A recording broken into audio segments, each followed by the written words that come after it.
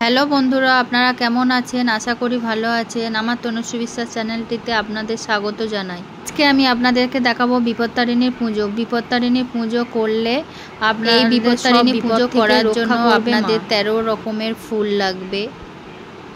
দেখুন আমি 13টা ফুল একে একে সাজিয়ে নিচ্ছি। আর লাগবে 13 রকমের ফল। এবার মাকে আমি আতর দিয়ে গাটা ভালো করে মুছে দিয়েছি, দিয়ে গাঁদার মালা পরিয়ে দিয়েছি। আর অবশ্যই মার পুজো করার আগে বাবা মহাদেবের স্নান করিয়ে ভালো করে সাজিয়ে নিতে হবে। তারপরে গণেশকে ভালো করে সাজিয়ে চান করিয়ে রেখে দিতে হবে, তাহলে মা খুব খুশি হয়। মায়ের সিংহাসনে আমি একটা লাল বস্ত্র পেতে মাকে স্থাপন করেছি। আর মায়ের সামনে গঙ্গা মাটি দিয়ে আমি একটা ঘট স্থাপন করেছি। ঘটের মধ্যে আমের পল্লব, পান আর কলা, আপনারা চাইলে শীষ ডাবও দিতে পারেন। ঘটের চারিদিকে পঞ্চশস্যও দিয়ে দিয়েছি।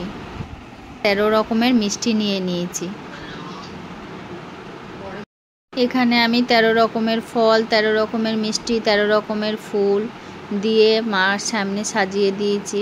আর সব ঠাকুরকে আমি সুন্দর করে সাজিয়েছি। এই বিপত্তারিণী পুজোতে লাল চন্দন অবশ্যই ব্যবহার করতে হবে, তাই আমি লাল চন্দন মাকেও দিয়েছি, মার ঘটেও দিয়ে দিয়েছি। এবার আমি 13টা লুচি আর সুজি করে নেব, তাই আমি এখানে সুজিটা করছি।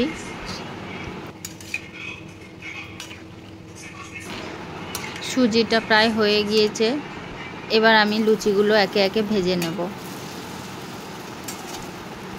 13টা লুচি আমার ভাজা হয়ে গিয়েছে প্রায়। এবার আমি মায়ের সামনে সবগুলো সাজিয়ে দেব। আর 13টা পান পাতা আর তাগাটা আমি 13টা সুতো দিয়ে করেছি। আর গিঁটটাও 13টা দেবো, এটা ব্রতের নিয়ম। আর দিয়ে দেবো 13টা দূর্বা। 13টা দূর্বা দিয়ে 13টা গিঁট দিতে হবে। দূর্বা হলো অমরত্ব, তাই দূর্বা শরীরে থাকলে খুব ভালো, তাই এখানে দূর্বা ব্যবহার করা হয়। এখানে হাতে ফুল নিয়ে হাত জড়ো করে নমো ব্রাহ্মং শুক্লপক্ষে চ বাসরে মঙ্গল শুভে সর্পরিক্ষে চ মধ্যাহ্নে জানকী জানকালয়ে আবির্ভূত স্বয়ং দেবী যোগেষু শোভনেষু চ নমো সর্বমঙ্গল মঙ্গলে শিবে সর্বার্থ সাধিকে শরণ্যে ত্র্যম্বকে গৌরী নারায়ণী নমস্তুতে মন্ত্রটি জপ করে ঠাকুরের পায়ে আমি ফুল দিয়ে দেব। ব্রতের নিয়ম: আষাঢ় মাসের শুক্লা তৃতীয়া থেকে নবমী তিথির মধ্যে যে কোনো শনিবার বা মঙ্গলবার এই ব্রত করিতে হয়। যথারীতি ঘট স্থাপন করে পুরোহিত ব্রাহ্মণের দ্বারা বিপত্তারিণী পুজো করাতে হয়। সামর্থ্যমতো তাকে দান দক্ষিণা দিতে হয়। ব্রতের উপকরণ: ঘট, আম্রপল্লব, শশীব ডাব, নৈবেদ্য একটি, 13 রকমের ফুল, 13 রকমের ফল, 13 রকমের দূর্বা, 13টা পান পাতা, 13টি সুপারি।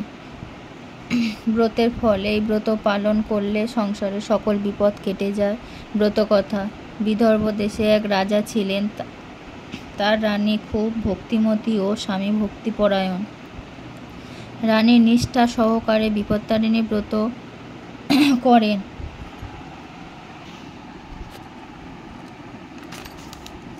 এক মুচিনীর সঙ্গে তিনি সই পাতিয়েছিলেন। মুচিনীকে তিনি প্রায় নানা রকম ফল ও খাদ্যদ্রব্য উপহার দিতেন।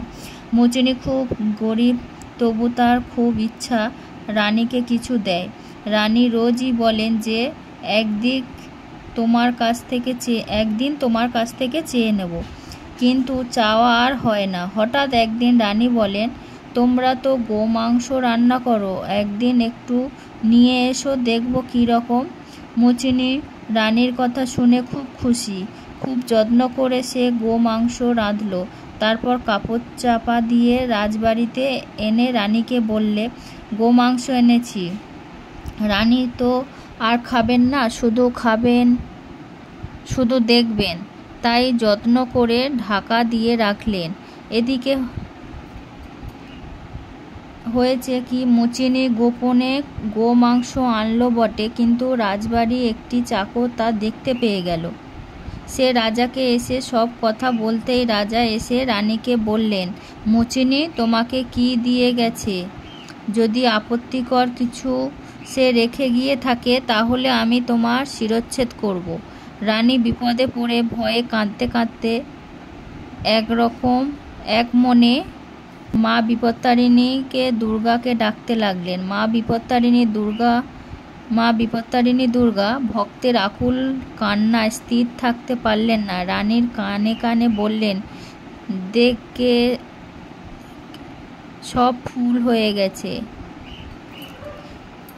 রানী তখন রাজাকে সেই ফুল এনে দেখালেন। রাজা চাকরকে তিরস্কার করলেন। মা বিপত্তারিণী দুর্গার কৃপায় রানী বিপদ কেটে গেল। সেই থেকে এই ব্রতের কথা চারিদিকে প্রচার হলো। ব্রতকথা সমাপ্ত।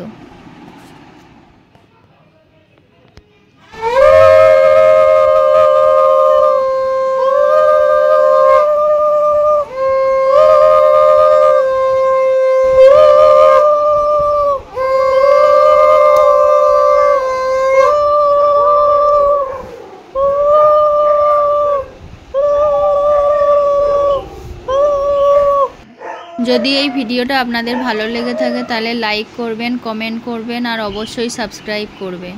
তো বাই বন্ধুরা, নেক্সট ভিডিওতে আবার দেখা হবে। জয় মা বিপত্তারিণী, সবার মঙ্গল করো আর আমাদের সবাইকে ভালো রাখো।